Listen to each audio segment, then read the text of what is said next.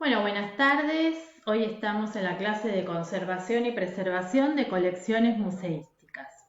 Y vamos a ver los conceptos vinculados a la conservación. Hay ciertos términos como preservación, conservación y restauración que no son sinónimos y que vamos a definir. Vamos a encontrar un marco para definirlas y ese marco nos lo van a dar las instituciones que trabajan en el ámbito y que han ido definiendo un vocabulario para la conservación. Y también es importante que abordemos todas las cuestiones desde la mirada de las dos dimensiones que pueden existir. Una es la dimensión científica, lo voy a señalar aquí, y la otra es la dimensión social. Y en este sentido, ¿qué es lo que quiero decir?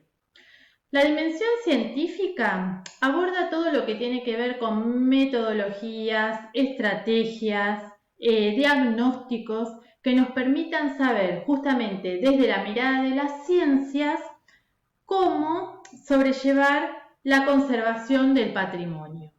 Y la dimensión social tiene que ver con que en la cuestión del patrimonio está implicada la comunidad, porque un bien patrimonial, un bien cultural, se construye de todos aquellos productos materiales o inmateriales que hacen referencia a la historia de la comunidad y que se asocia con las tradiciones culturales del hombre, por lo cual se les atribuye ciertos valores universales que los distinguen.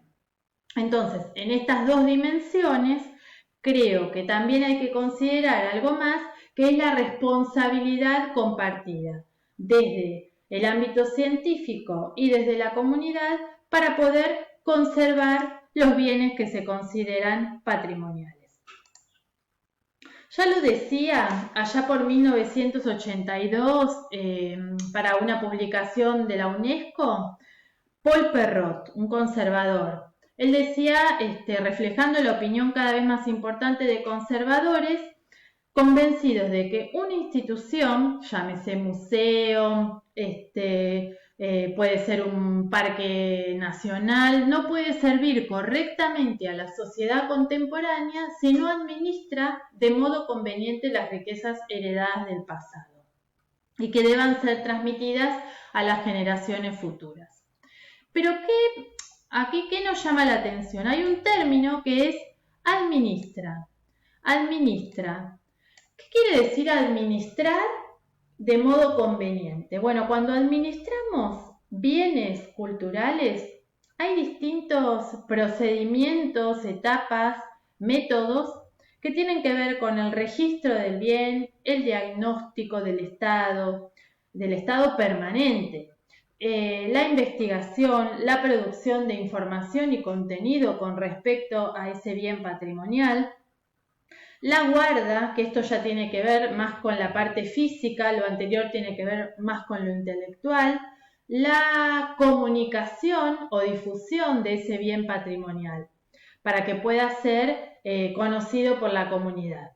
Entonces, en esta instancia, administrar implica todo un procedimiento que tiene que ver justamente con la conservación óptima de ese bien patrimonial.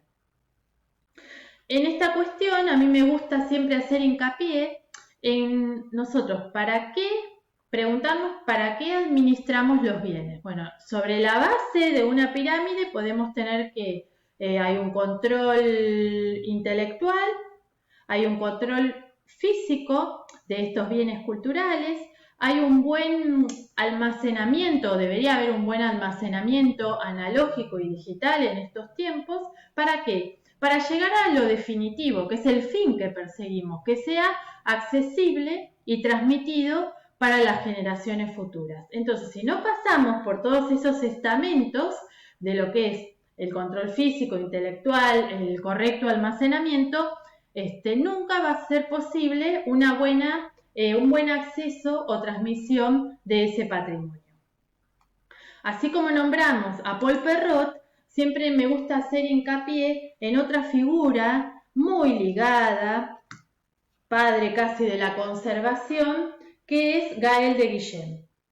Gael de Guillén responsable de la investigación de la ruta de Lascaux, unas cuevas en Francia, también de las cuevas de Altamira. También integró el directorio del Centro Internacional para el Estudio de la Conservación y Restauración de Bienes Culturales, más conocido como ICROM, de la UNESCO.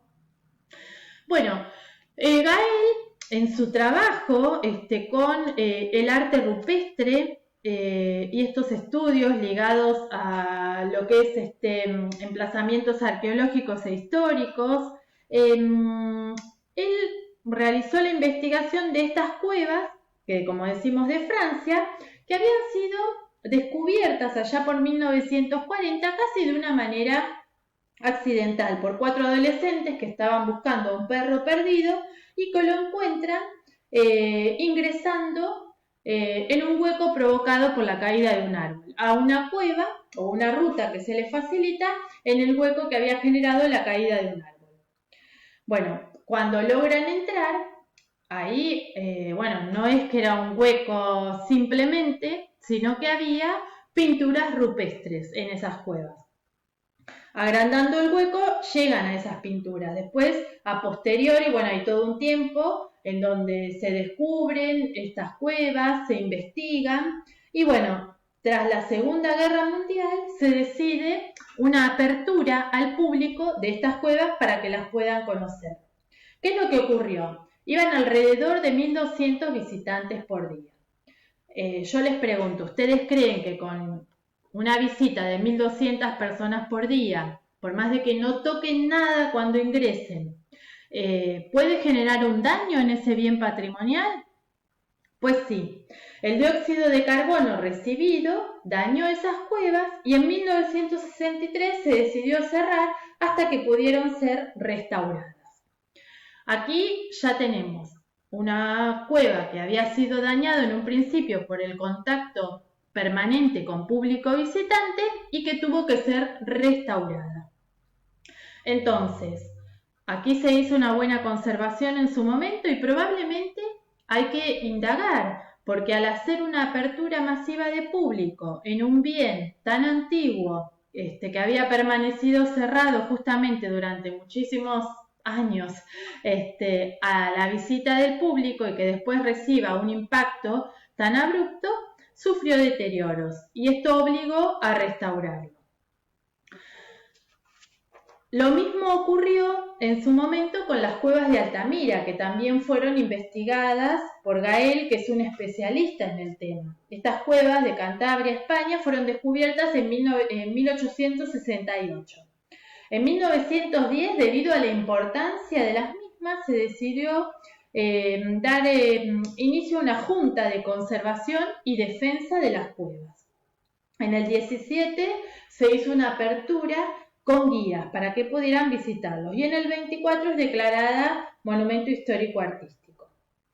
¿Qué pasó? Al estar abiertas con guía fue también grande el impacto que recibieron las cuevas en su momento. Entonces, en la década del 70 se hacen estudios justamente ligados a la buena administración de ese patrimonio y a la conservación de las mismas y se decide cerrarlas. Se cerraron desde el 77 al 82. En el 82 se hace una apertura, pero de manera limitada. A pesar de existir este límite en la cantidad de visitas, las cuevas recibían alrededor de 85.000 visitas anuales. ¿Qué pasó? Se fueron tomando decisiones, porque esto es tan dinámico, la reacción que va teniendo el patrimonio en el contacto con el público, los impactos que va recibiendo, pero además estudios cotidianos de diagnóstico de esta dimensión científica que nosotros vamos hablando. A raíz de ello, ¿qué se decidió? En el año 2001 se abre inmediatamente cercano a la cueva de Altamira original un museo con una réplica junto al original. Sigue en debate la visita masiva a la cueva original, pero a pesar de ello se tomó la decisión de que hasta el día de hoy, ahora con este tema de la pandemia no se puede visitar, pero sí se van como gestionando las visitas, se van controlando y se permite una visita a la réplica. Los que trabajamos con patrimonio y trabajamos con museos y demás, decimos que nada se iguala a la experiencia que uno vive en el contacto con el patrimonio original. Pero bien pueden ser estas decisiones formar parte de una buena administración que permita que el patrimonio perdure en el tiempo para ser transmitido. Una manera de transmitirlo puede ser a través de esta réplica y preservando el original y cuidando la cantidad de visitas que recibe la cueva original. Por eso es que Gael nos dice que la conservación debe hacerse a favor del público y no contra él. Por eso decíamos al principio que la conservación es una responsabilidad compartida. Por un lado, de la parte científica y por otro lado, de la propia comunidad. Gael nos invita a pensar, hace muchos interrogantes, acerca de este dinamismo que tiene la conservación. Él habla de un cambio de mentalidad para salvar el patrimonio, toma de conciencia de parte de los profesionales, de la rapidez con que se deteriora el patrimonio, establecimiento de un frente común entre las distintas disciplinas. La conservación es puramente una disciplina ligada a muchísimas disciplinas más. Hay un perfeccionamiento constante de los profesionales, una formación idónea, medidas administrativas y jurídicas, medidas técnicas, adopción de una política para determinar qué bienes del patrimonio habrán de transmitirse, ya que si se pretende conservar todo, no se transmitirá nada. Y una sensibilización y educación del público al que se destina el trabajo. Y en estos dos puntos, la adopción de una política selectiva y la educación del público son sumamente importantes. Una política selectiva. ¿Esto quién determina qué conservar en el tiempo? Bueno, justamente el patrimonio o lo que va siendo memoria que se transmite de generación en generación, la propia comunidad es quien va determinando qué se transmite. Pero también hay decisiones que tienen que ver con políticas culturales de los tiempos, más si pensamos, por ejemplo, vamos a traer otro ejemplo que no es natural, sino instituciones, casas antiguas y demás. Hay decisiones políticas que determinan que determinadas casas que son representativas, por ejemplo, de la historia de una ciudad o de un país, deban declararse como bienes patrimoniales. Entonces ahí es cuando hablamos de política selectiva para determinar qué bienes del patrimonio habrán de transmitirse. Realmente aquello que habrá de transmitirse es lo que forma parte de la historia y de la memoria colectiva de la comunidad. Y finalmente la educación del público es muy importante. ¿Por qué? Porque justamente en estos comportamientos que nosotros decimos, en tratar de crear el hábito para que el contacto con el patrimonio no sea en perjuicio del mismo, sino que sea en beneficio no solo de aquel público que lo quiere conocer, sino de la conservación de dicho patrimonio.